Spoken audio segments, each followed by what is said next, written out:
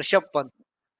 ஏன்னா நம்ம ஆ பயங்கரமான ஷாக்கே வந்து நமக்கு ரிஷப் பந்த் வந்து டெல்லிய விட்டு வெளிய போனதுதான். அதனால நீங்க பிளேயர்ன்னு எடுத்தாலே ரிஷப் பந்த் தான் வராரு. ஸோ ஒரு பேஸ் பிரைஸ் 2 குரோர்ஸ் தெரியும் உனக்கு. ஸோ அப்ப யாருக்கு போவாரு ரிஷப் பந்த்? அடிச்சு சொன்னா இந்த டீமுக்கு போவாரு அப்டின்னா யாருக்கு போவாரு?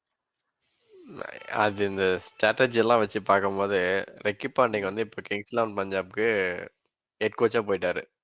ஓகே. ஸோ அவரு அவரு 50,00,00,000 போனாலும் பண்ட்ட விடமாட்டாரு அப்படின்றது என்னோட என்னோட நோக்கம். ஸோ கண்டிப்பா நான் பஞ்சாப் தான் சொல்றேன். ஸோ பஞ்சாப் கண்டிப்பா எடுத்துருவாங்க. உங்கள பொறுத்தவரைக்கும். ஆமா. பஞ்சாப்க்கு தான் ரிஷப் பந்த் போறாரு. அதேதான். ஓகே.